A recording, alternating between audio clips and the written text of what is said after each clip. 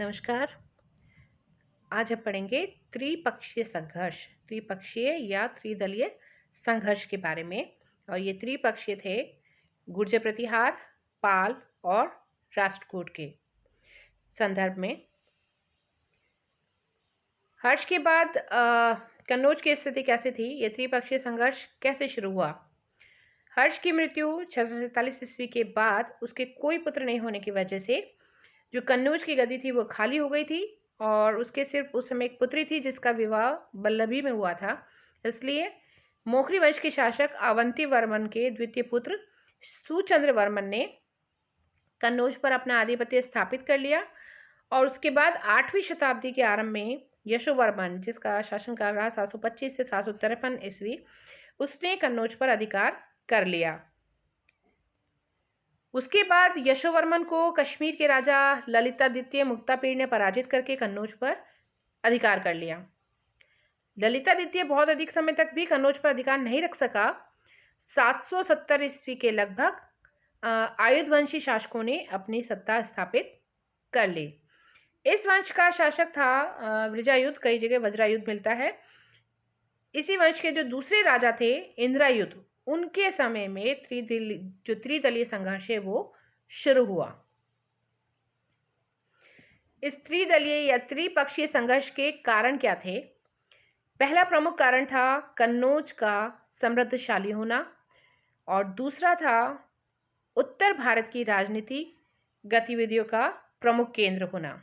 तो कन्नौज उस समय बहुत समृद्धशाली था तथा उत्तर भारतीय राजनीति का एक प्रमुख केंद्र था। कन्नौज पर स्वामित्व के लिए ये त्रिपक्षीय संघर्ष जो हुआ वो 3 शक्तिशाली राज्यों के बीच हुआ, जो इस तरीके से है। उत्तर पश्चिमी हिस्से में भारत के जो उत्तर पश्चिमी भारत वाला जो हिस्सा है उसमें गुर्जर प्रतिहार, और पूर्व में बंगाल के पाल तथा दक्षिण के राष्ट्रकूट। ये संघर्ष 8वीं शताब्दी के उत्तरार्ध से 10वीं शताब्दी के पूर्वार्ध तक चलता रहा।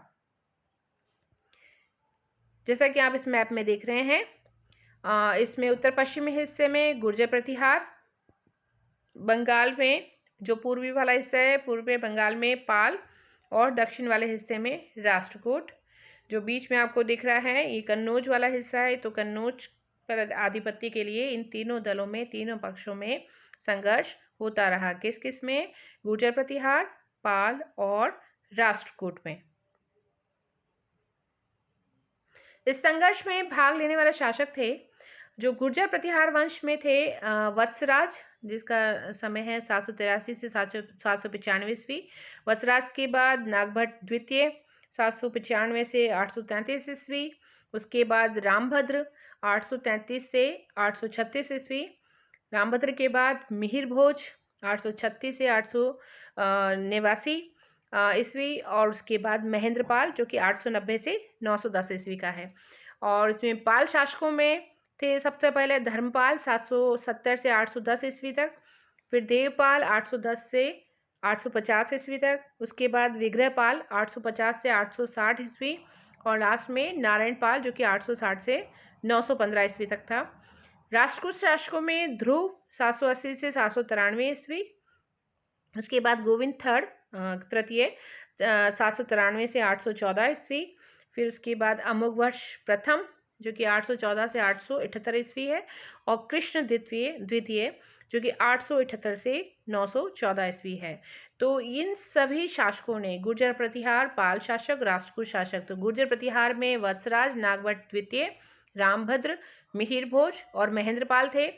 पाल शासकों में धर्मपाल, देवपाल, विग्रहपाल और नारायणपाल, और राष्ट्रकूट शासकों में ध्रुव, गोविंद थर्ड, अमोघवर्ष प्रथम और कृष्ण द्वितीय। तो इन त्रिपक्षीय संघर्ष में इन वंशों के राजाओं ने भाग लिया। इनके समय में ये त्रिपक्षीय संघर्ष जारी रहा। तो ये संघर्ष अनेक चरणों में समाप्त हुआ। त्रिपक्षीय संघर्ष का आरंभ पहले चरण में कन्नौज पर स्वामित्व के लिए संघर्ष का जो प्रारंभ हुआ वो पाल शासक धर्मपाल ने किया। बंगाल में अपनी स्थिति को मजबूत करके इसने अपने राज्य का विस्तार मगध तक, फिर उसके बाद इलाहाबाद तक कर लिया। अब वह कन्नौज पर अधिकार करके संपूर्ण उत्तरी भारत का स्वामी बनना चाहता था। कौन? धर्मपाल। इस उद्देश्य से उसने कन्नौज पर आक्रमण करके इंद्रायुध को परास्त कर चक्रायुध को अपने अधीनस्थ शासक के रूप में कन्नौज की गद्दी पर बिठा दिया। प्रतिहार नरेश, जो गुर्जर प्रतिहार नरेश था, वत्सराज इस स्थिति को स्वीकार नहीं कर सका और उसने चक्रायुध और धर्मपाल दोनों को परास्त करके कन्नौज पर नियंत्रण स्थापित कर लिया। इसी दौरान राष्ट्रकूट नरेश जो था ध्रुव, उसने भी उत्तर भारत में अपनी प्रभुसत्ता स्थापित करने के लिए संघर्ष किया। उसने सबसे पहले वत्सराज को पराजित किया। वत्सराज कौन था? प्रतिहार नरेश, गुर्जर प्रतिहार नरेश, उसको पराजित करके राजपुताने की ओर खदेड़ दिया। और उसके बाद ध्रुव जो कि राष्ट्रकूट नरेश था, उसने गंगा यमुना के बीच वाले क्षेत्र में धर्मपाल को पराजित किया। राष्ट्रकूट दक्षिण भारत की पहली ऐसी शक्ति थी जिसने उत्तर भारत के त्रिपक्षीय संघर्ष में राजनीतिक हस्तक्षेप किया और उत्तर भारत पर आक्रमण किया। तो इस प्रकार पहले चरण में राष्ट्रकूटों को ही सफलता मिली और चूंकि यह सफलता अभी अस्थायी थी। द्वितीय चरण में राष्ट्रकूट नरेश ध्रुव को आंतरिक परिस्थितियों की वजह से बाध्य होकर वापस दक्षिण लौटना पड़ा और वह पुनः उत्तरी भारत की ओर नहीं आ सका। और उसकी मृत्यु के बाद गोविंद तृतीय जब राजा बना, उसकी स्थिति भी उस समय मजबूत नहीं थी। इसलिए त्रिदलीय संघर्ष के दूसरे चरण में सिर्फ पालों और प्रतिहारों ने ही भाग लिया। राष्ट्रकूट इससे अलग रहे।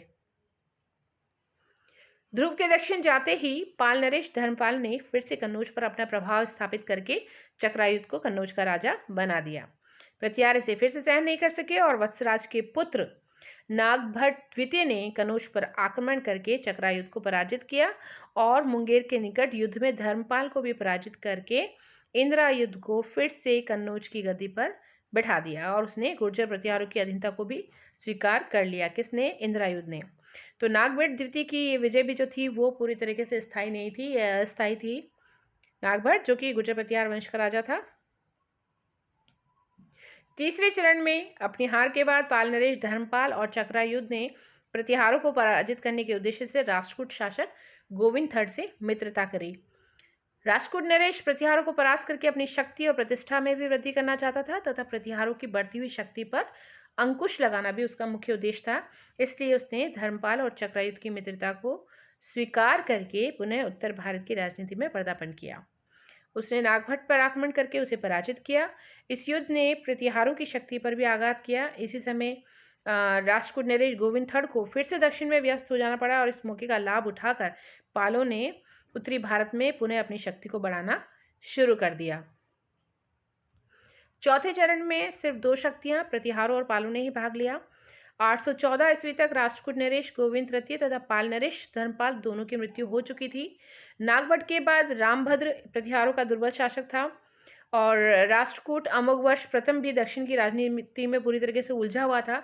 तो इस स्थिति का लाभ उठाकर, क्योंकि रामभद्र कमजोर शासक था और जो राष्ट्रकूट नरेश था अमोघवर्ष वो दक्षिण की राजनीति में व्यस्त था, तो इस स्थिति का लाभ उठाकर जो पाल नरेश था उस समय देवपाल, उसने रामभद्र को पराजित किया। परंतु शीघ्र ही उसका सामना प्रतिहार नरेश मिहिर भोज से हुआ जो रामभद्र के बाद गद्दी पर बैठा था। देवपाल और मिहिर भोज दोनों ही महत्वाकांक्षी शासक थे तथा अपनी अपनी शक्ति का विस्तार कर रहे थे, अतः उनमें संघर्ष होना अनिवार्य था। पालों और प्रतिहारों के आरंभिक संघर्ष में देवपाल ने मिहिर भोज को पराजित किया और जब तक देवपाल जीवित रहा तब तक उसने प्रतिहारों को नियंत्रण में रखा। लेकिन जैसे उसकी मृत्यु हुई, उसकी मृत्यु के बाद पालों की स्थिति खराब हो गई और देवपाल के जो उत्तराधिकारी थे वो दुर्बल शासक थे। इसी बीच राष्ट्रकूटों के साथ भी उनके संबंध बिगड़ चुके थे। जो पाल वंश के लोग थे, पाल वंश के जो राजा थे, उनके संबंध राष्ट्रकूटों से भी बिगड़ गए थे। अतः राष्ट्रकूट नरेश कृष्ण द्वितीय ने पालों पर आक्रमण करके उनकी शक्ति को क्षीण कर दिया, कमजोर कर दिया। ऐसी परिस्थिति का लाभ उठाकर प्रतिहार शासक जो उस समय था मिहिर भोज ने पाल नरेश नारायण पाल तथा राष्ट्रकूट नरेश कृष्ण द्वितीय को पराजित किया। इससे प्रतिहारों की प्रतिष्ठा उत्तरी भारत में फिर से स्थापित हो गई। मिहिर भोज ने कन्नौज को अपनी राजधानी बनाया और उसका चतुर्दिक विकास किया, चारों तरफ का विकास किया। पाल और राष्ट्रकूट पर पाल वंश के लोग राजा और राष्ट्रकूट जो थे वो अपना राज्य बचाने में लगे हुए थे। तो कन्नौज पर स्वामित्व स्थापित करने का संघर्ष लगभग समाप्त हो चुका था। अंतिम चरण में मिहिर भोज के बाद कन्नौज प्रतिहारों के अधिकार में तुर्की विजय तक बना रहा और तथापि इस पर अधिकार करने का प्रयास राष्ट्रकूटों ने फिर से किया। महेंद्रपाल के बाद महिपाल के समय में 915 से 918 ईस्वी के बीच राष्ट्रकूट शासक इंद्र तृतीय ने फिर से कन्नौज पर आक्रमण किया तथा बुरी तरह से उसे लूटा। महिपाल को कन्नौज छोड़कर भागना पड़ा, परंतु महिपाल ने पुनः कन्नौज पर अपना अधिकार कायम कर लिया। तो त्रिपक्षीय संघर्ष के फलस्वरूप प्रतिहार उत्तर भारत में सर्वाधिक शक्तिशाली हो गए। तो आज हमने पढ़ा त्रिपक्षीय संघर्ष के बारे में। ये त्रिदलीय संघर्ष जो हुआ था वो गुर्जर प्रतिहार और पाल वंश और राष्ट्रकूटों के बीच में हुआ था। और किसको लेकर हुआ था? ये कन्नौज को लेकर हुआ था। तो आज के लिए इतना ही। Thank you.